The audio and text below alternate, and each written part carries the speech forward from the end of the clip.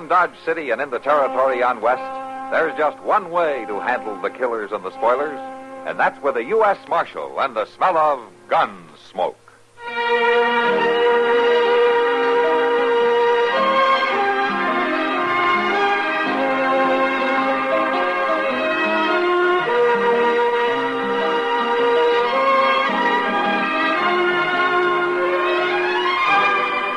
Gunsmoke, starring William Conrad. The story of the violence that moved west with young America.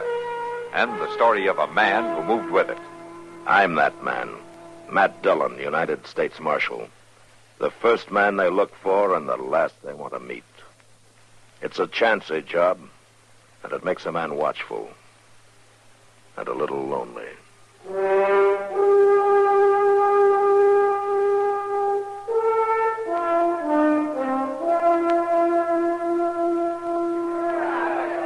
Hey, looky there, Sam. The big fella's about to start the show now. Hello, everybody. I heard you Dodge City folks were up and coming, ready to pay the price for a real thrilling spectacle. Well, this is it. A feat of daring like which ain't been seen since the days of William Tell. Oh, he's a pretty funny talker, ain't he? Now, put your money in the hat, or there won't be any show. Well, come on, Sam. Come on. Thank you. Hey. Thank you very much. Hey, is that your little boy, Mr. Tell? What? You want to find out, mister? Here now. This wait, is my partner, mister, Little Maury. He may be small, but he ain't no boy, as you just found out. Now, I'll advise you to put some money in the hat. Well, sure. I'll put you.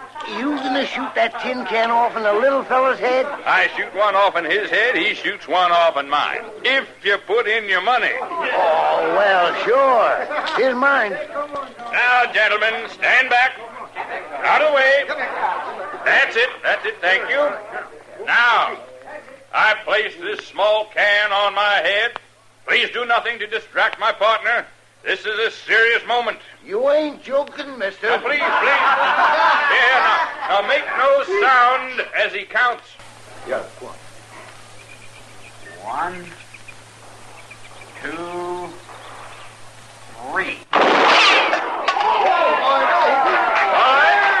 right.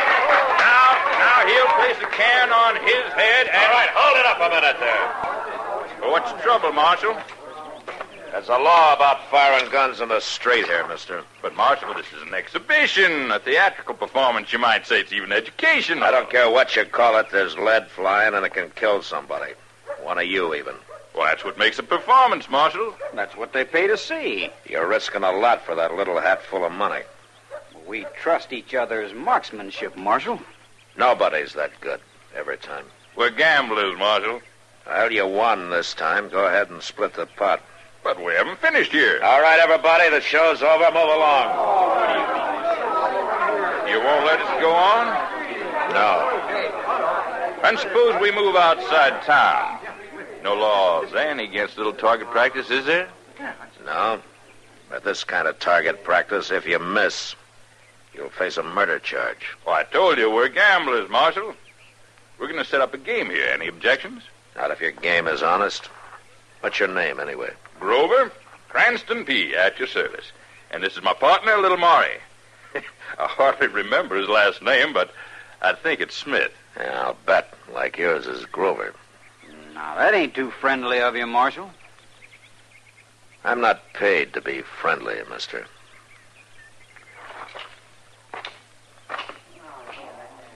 Well, now, gentlemen, let's remove ourselves from the marshal's jurisdiction and finish the performance.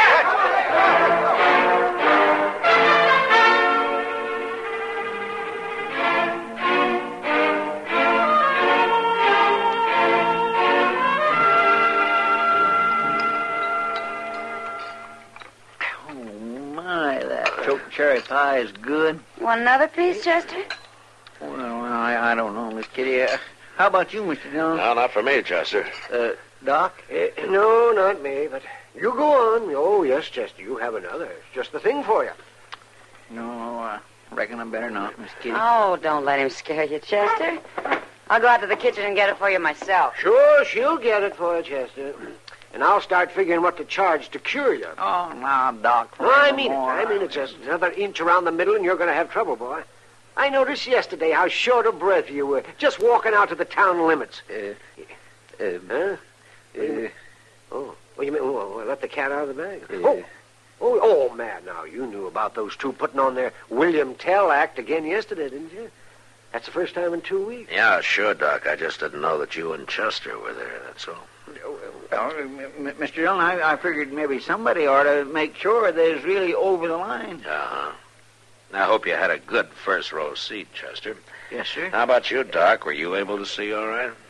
Well, I thought that there might be a chance of my professional services, that they might be needed. Sure. That's exactly what brought a couple of hundred others out there. It's too bad they disappointed you. Here you are, Chester. Yeah, thank you, Miss Kitty. What I can't figure out is why they stay in that crummy boarding house where you steered them, Chester. Oh, now, Doc, Miss Gans runs a real nice place. What I mean is, well, it's real nice. Yeah, what you mean is the boarding house is bad and the food is worse. But the widow Gans is young and pretty. Would you please Marshal? pass the sugar a minute? Yeah, Maury. You was watching our poker game last night. You have to do that? But I keep an eye on every game in town. You had any complaints about ours? If I had, you'd be in jail. We don't have to cheat. I hear you made quite a pile in the last couple of weeks. We done all right. Yeah, but you're greedy. You put on your act again yesterday, didn't you? And it was outside of town. You know, you'll go on till one of you is dead. I'll tell Grover what you said when I find him, Marshal. I saw him about an hour ago over on Bridge Street with Effie Gans. Effie Gans? Yeah. Thanks. Did I say something wrong? I don't know, Kitty. Well, you did seem a little sore about something. You know, Grover was sweet-talking Effie Gans. She's a widow. You figure those fellas might be pulling some game on her? Oh, I doubt it, Kitty. She's not rich enough. More likely to be the other way around, if you ask me. Oh, now, Doc, she's real nice. Oh, sure, and she's real pretty, too. But so's a rattlesnake, if you want to look at it that way.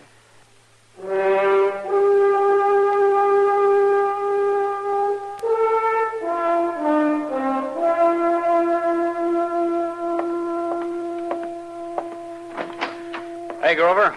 Oh, hello, Maury. I was just going down to open up the game. You coming?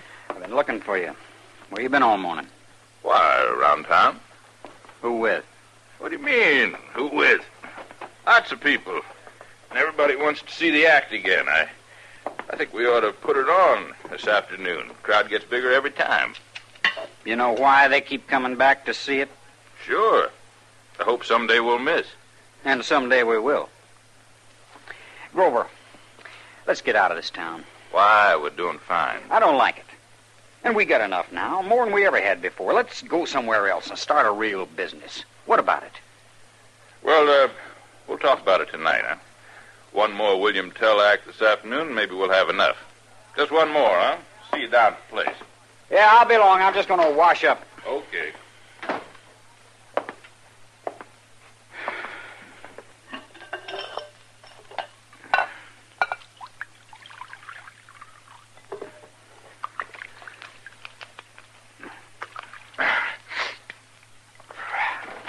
Honey,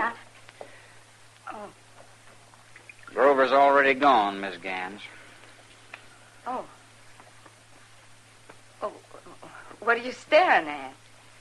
You, Miss Gans. You in love with Grover? Why, now, I never. Whatever gave you that idea? He did. He didn't...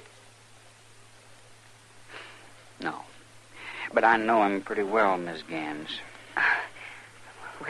Well, you're wrong. Now, I don't say I don't like him, but then I like you too, Maury. You mean that, Miss Gans? Why, sure. Most women don't like little men like me, Mrs. Gans. Could you find it in yourself to love me? I don't know. If there wasn't no Grover, if there was only one of us, could you find it in yourself to leave here, go away, and get married?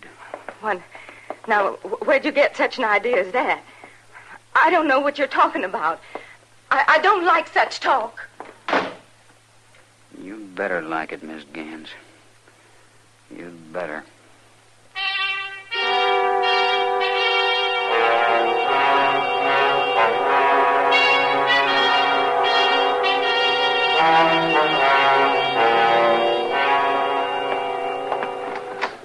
Matt. Afternoon, Doc. Say, have you heard the talk? There's going to be another of those William Tell acts late this afternoon. Well, I can't stop it, Doc. There's something else I heard, too. Mr. Bodkin down at the bank says the widow Gans is leaving town. Sold her house for cash. And she might have some more saved up somewhere.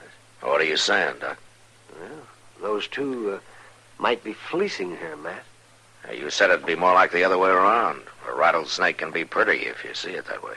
Oh, no, Matt. All right, if you want me to talk to her, Doc, ask her if she's being fleeced. You think she'll thank me for it? Yeah, more likely she'll slap your face. Yeah, but I might find out something. I think I'll try it.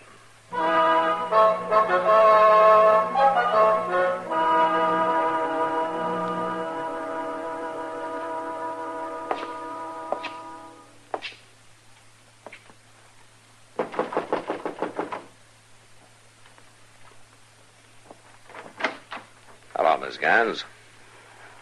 What do you want, Marshal? I'll just talk to you for a minute. Well, I'm listening. I heard you sold your house. There are lots of big mouths in this town. I see you got your bag in there. You planning to leave town? I don't see it's any of your business, Marshal. Oh, I just thought it might be, Miss Gans. Why? Well, you know how it is. A widow with a little money is fair game. Especially if she's pretty. What are you driving at, Marshal?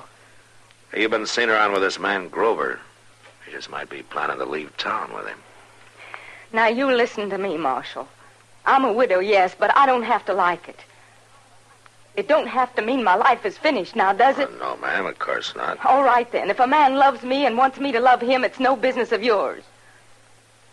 Oh, I'm sorry, Miss Gans. All right. Maybe you meant well, but I don't thank you. What I do is my own business, even if I lose everything. Now, you get out. Well,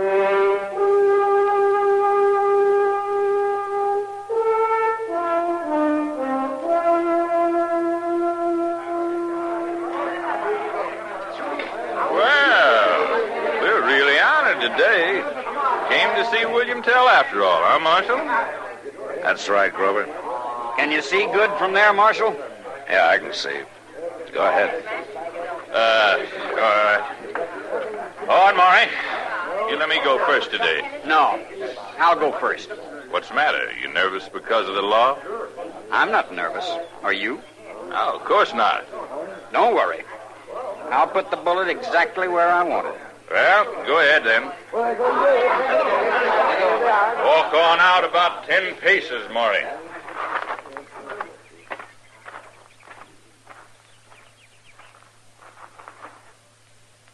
Now, gentlemen, your attention. Please remain quiet.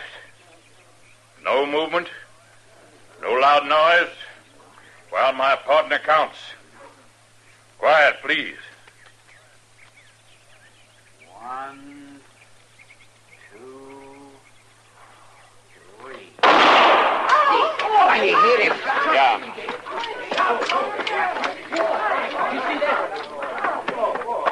Is he dead? With a bullet through the forehead? Yeah, he's dead, Maury.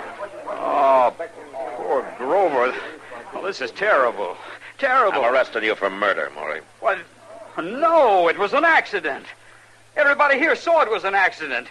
You said yourself it could have happened any time. And I said if it did, you'd stand trial for murder. Oh, now, look, Marshal. Do you really think any jury would convict me with all these witnesses here to testify for me? No. No, I don't. Well, then, are you going to lock me up?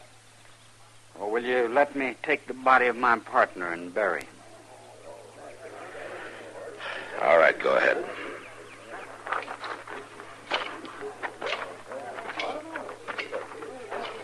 Mr. Dillon, I swear I don't understand you. Of course it was an accident. We all seen it. Chester, why do you think I wanted to be there this time? Well, I don't know. I expected there might be an accident.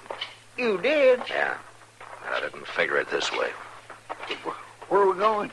To the Widow Gans. I want to be there when little Maury shows up.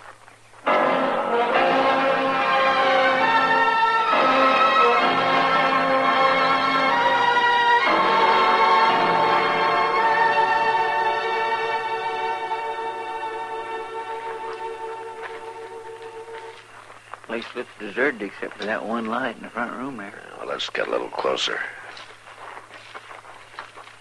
And that's her in the front room. Got a suitcase packed, too. Shh. There's somebody coming. Little Maury.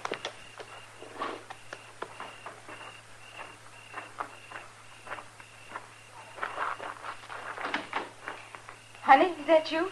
Did it go all right? Is he dead? It took so long I was worried. Well, come on in. Don't stand out there. I got the money all here and... Maury. That's right, Miss Gans.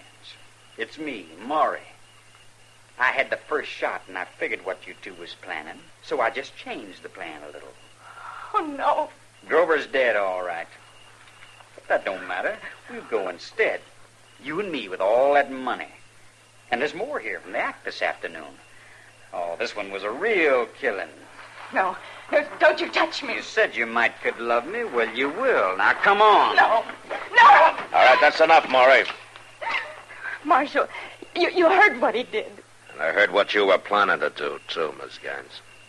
Turned out to be my business after all, didn't it? Oh, no. No.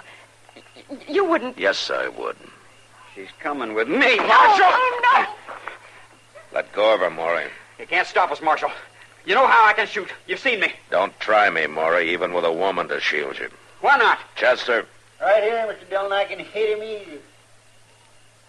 now you drop your gun, Maury. You call that fair? This is no game, mister. Now drop it!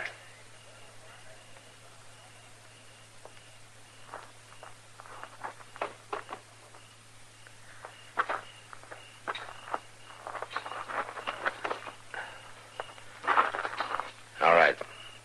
Come on. Both of you.